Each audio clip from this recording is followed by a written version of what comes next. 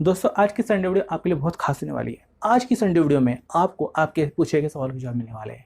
जी हाँ दोस्तों, यहाँ देखा जाए एनुअल्स में क्या है कि जो हम स्टूडेंट होते हैं तो हमारे क्या होते हैं, कई सारे तरह तरह के सवाल होते हैं और जिन्हें बताने वाला कोई इतना होता नहीं है।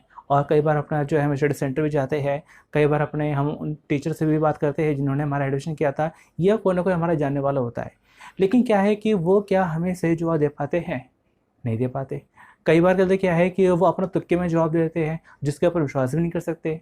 तो ऐसे में क्या होता है कि कई बार हमारा नुकसान हो जाता है। उनका तो कुछ नहीं जाता, लेकिन हमारा क्या होता है, घाटा हो जाता है।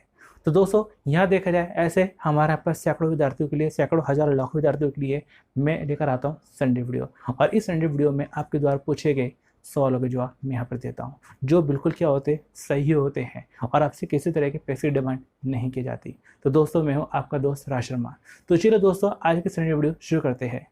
पहला सवाल जो कि हमारा बनता है मनीषा गैंगवाल। तो इनका सवाल बनता है, हेलो सर। हेलो, मैंने अक्टूबर में एडमिशन कराया था और मेरा टीएमए और फीस जमा है, और मेरे टीएमए में मार्क्स ये है, पेंटिंग में 6, हिंदी में 18, पॉलिटिकल साइंस में 18, हिस्ट्री में 19 और होम साइंस में 15 है।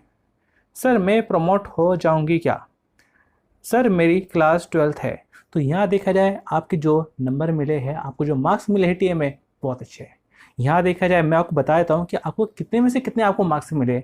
जैसे कि यहाँ पर आपका पेंटिंग है, पेंटिंग में यहाँ पर आपका देखा जाए जो असाइनमेंट था वो यहाँ पे हमारा पर था 6 मार्क्स का। तो 6 में से आपको पूरे 6 मिले हैं, एक नंबर भी नहीं कटा। तो यहाँ पूरे के पूरे आपको नंबर आपको मिलेगा 6 में से 6।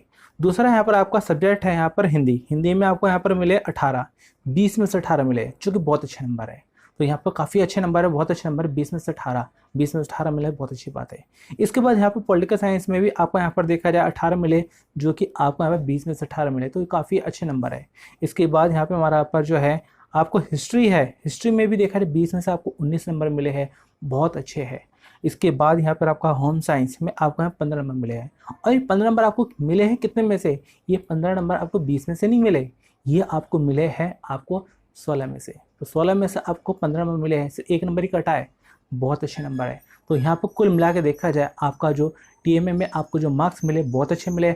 अब यहाँ पर टीएमए के बेस पर आपको जो आगे प्रमोट करने का जो बनता है बहुत ही अच्छा बनेगा, आपकी परसेंटेज बहुत अच्छी आएगी। तो पूरी पूरी उम्मीद है कि आपको जो है अपना प्रमोट किया जाएगा, पास किया जाएगा। तो चलिए अगले क्वेश्चन की ओर आगे बढ़ते हैं।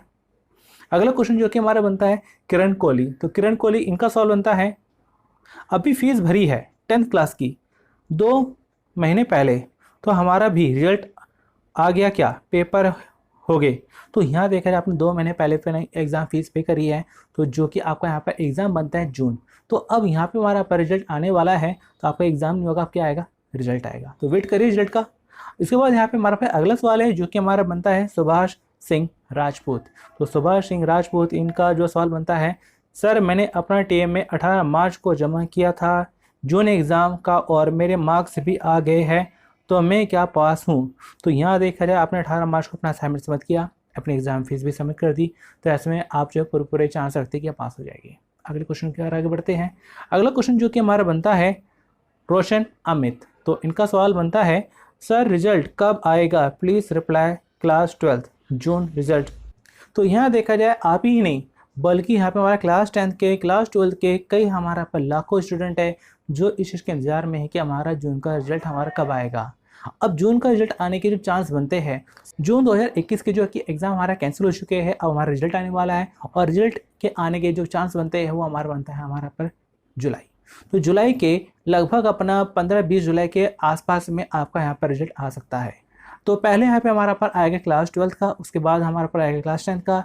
ये भी हो सकता है कि हमारे पास दोनों का साथ में आ जाए, लेकिन यहाँ पे हमारा पर ऐसा नहीं होगा कि पहले 10th वाला का हो जाए फिर 12th वाला का हो जाए, ऐसा नहीं होगा। पहले या तो 12th फिर 10th, या दोनों साथ में ही आएगा।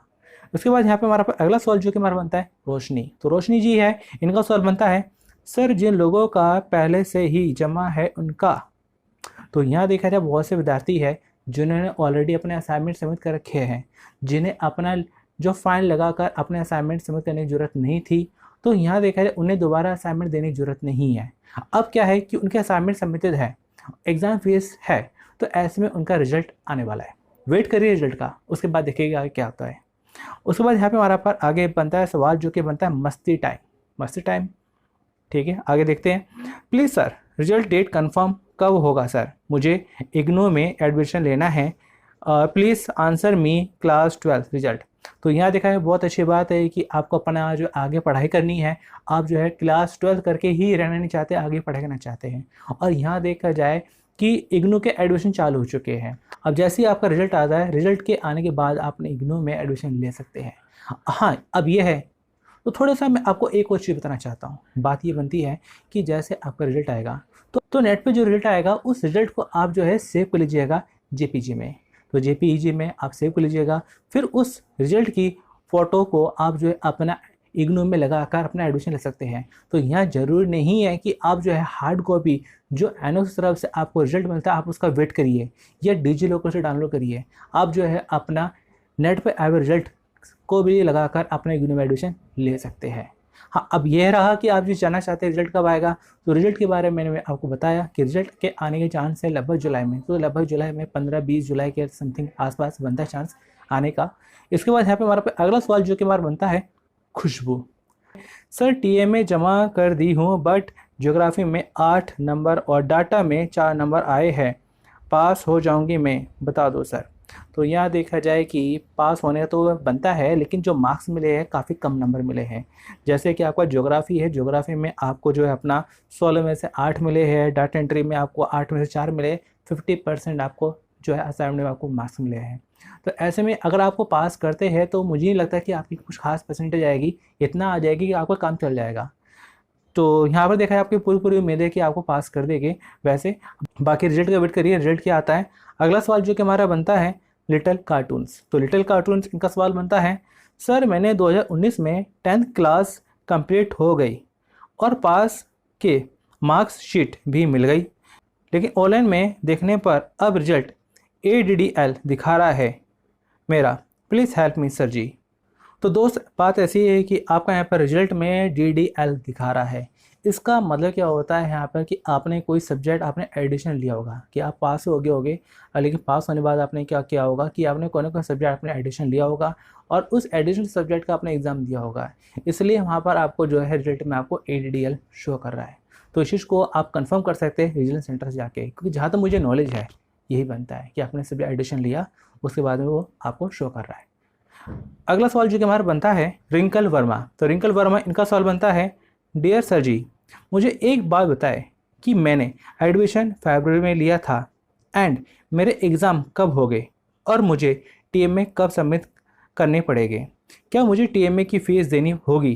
तो बड़े लंबे सवाल पूछ लिया, काफ़ी ज़रूरी सवाल है। आप ही नहीं बल्कि बहुत सारे स्टूडेंट भी हैं जिनका सेम ये सवाल बनता है कि जिन्होंने बहुत से ऐसे स्टूडेंट हैं जिन्होंने अपना 15 दिसंबर के बाद में अपना एडमिशन लिया और कब, 1 अप्रैल से पहले। तो कुल मिला के यहाँ अपना देखा जाए जिन स्टूडेंट ने अपना 15 दिसंबर के बाद में एडमिशन लिया है लेकिन अपना जो है अपना 31 मार्च 2021 तक, तो इसके बीच में जिन स्टूडेंट ने अपना एडमिशन लिया है उनके एग्ज़ाम जो है अक्टूबर 2021 में ही होंगे। और ऐसे में आपको दूसरा सवाल असाइनमेंट सबमिट करने का, तो यहाँ पर आपका जो है असाइनमेंट, तो यहाँ आपके असाइनमेंट सबमिट होने का जो टाइम बनता है लगभग जुलाई के आसपास में आपको बनता है, क्योंकि यहाँ पे काफ़ी चीज़ें हमारी डिले चल रही हैं।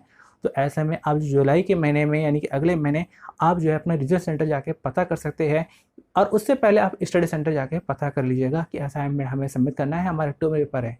तो यहाँ पर आपको स्टडी सेंटर से आपको पता चल जाएगा कि आपके असाइनमेंट सबमिट हो रहे हैं या नहीं हो रहे, क्योंकि लगभग हमारा जुलाई के आसपास का टाइम बनता है। जिनका एग्ज़ाम अक्टूबर में है उनके असाइनमेंट सबमिट होने का। और तीसरा यहाँ पर आपने ये भी पूछा था कि टीएमए की फ़ीस देनी होगी, बिल्कुल नहीं। अगर आप टाइम रहते अपने असाइनमेंट सबमिट कर देते हैं तो आपको किसी को 1 रुपये भी नहीं देना। और यहाँ देखा जाए कहीं अगर कोई आपसे पैसा मांगता भी है तो तब भी नहीं देना, क्योंकि जो पेमेंट जानी है, अगर लेट टीएमए फीस जानी है तो वो ऑनलाइन जाएगी, जो कि आपको खुद करनी पड़ेगी, अपना लॉगिन होके, स्टूडेंट लॉगिन होके आपको पेमेंट करनी पड़ेगी। तो फिलहाल मैं आपको यही कहना चाहूँगा कि आपको जो है असाइनमेंट के कोई पैसे आपको नहीं देने हैं। अगर फिर भी आपसे स्टडी सेंटर पर पैसे मांगे जाते हैं तो आप स्टडी सेंटर पर ना जमा करके आप अपने रीजन सेंटर जमा कर दीजिए। इसके बाद यहाँ पे हमारा अगला सवाल जो कि हमारा बनता है गैंगलैंड ग्रुप। तो गैंगलैंड ग्रुप है, इनका सवाल बनता है, हेलो सर, हेलो सर मेरा 12th में 5 सब्जेक्ट है और मेरा अक्टूबर 2021 में एग्ज़ाम है, तो सर मेरा एग्ज़ाम फ़ीस कितना जाएगा पर सब्जेक्ट की, प्लीज़ रिप्लाई सर।